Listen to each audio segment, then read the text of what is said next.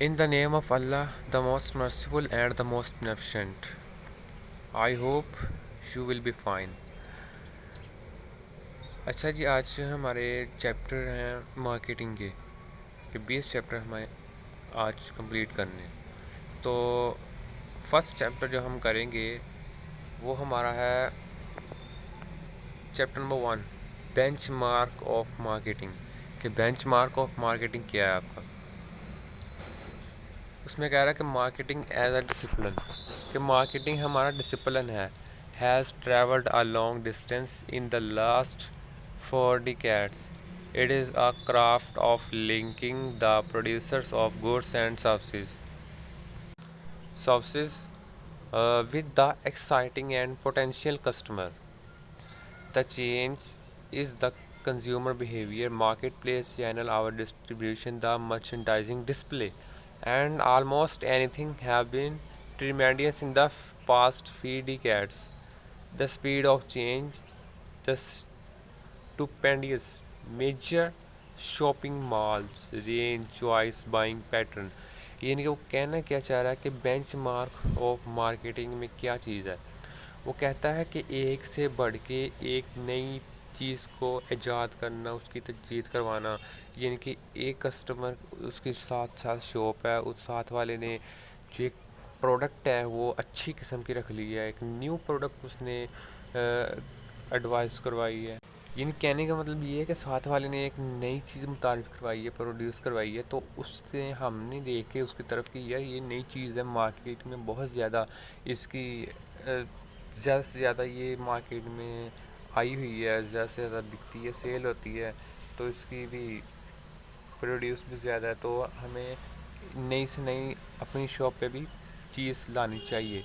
तो हम देखेंगे या कि उससे अच्छी चीज़ हम और लेके आएँ, उससे अच्छी चीज़ प्रोड्यूस करवाएं। यानी कि कहने का मतलब ये है कि अगर कोई भी चीज़ है ना, उसकी लोग क्वालिटी को देखेंगे। आपकी जो प्रोडक्ट है ना, आपकी गुड्स है, लोग उसकी क्वालिटी को देखेंगे, प्राइस को नहीं देखेंगे, क्योंकि प्राइस तो काफ़ी ज़्यादा होती हैं, लेकिन अगर क्वालिटी अच्छी ना हो तो आपकी प्रोडक्ट लेने का कोई फ़ायदा ही नहीं। अगर आपकी प्रोडक्ट यानी कि क्वालिटी अच्छी हो प्रोडक्ट की, तो प्राइस का कोई इशू नहीं होता। तो ये हमारा आज बेंचमार्क ऑफ मार्केटिंग का टॉपिक है। Next, consumer. कंज्यूमर आपको पता होगा, consumer this is term which has many faces, but in business field we use the term of mean individual who derives the direct utility of the product consumer।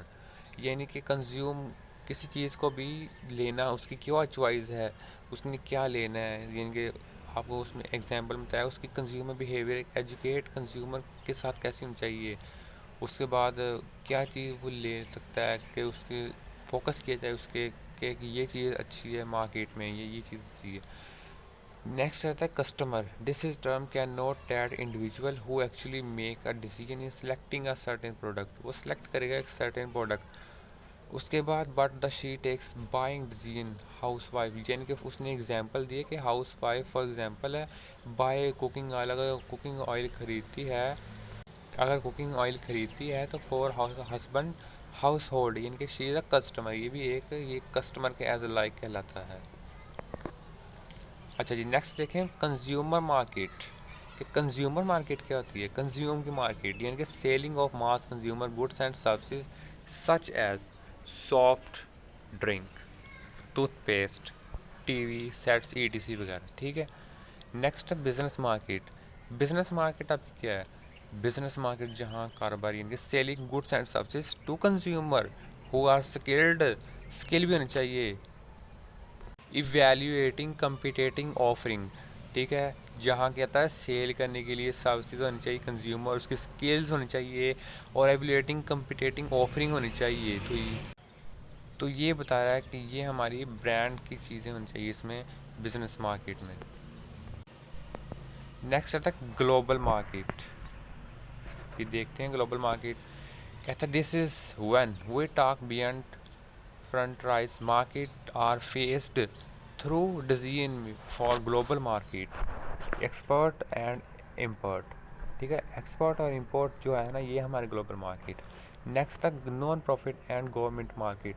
Non profit कौन कौन से होते हैं। Selling non profit organisation, ये ठीक है, such as charitable, charitable, organisation, mission, universities, E T, ठीक है। चलिए ये हमारी नॉन प्रॉफिट होती हैं।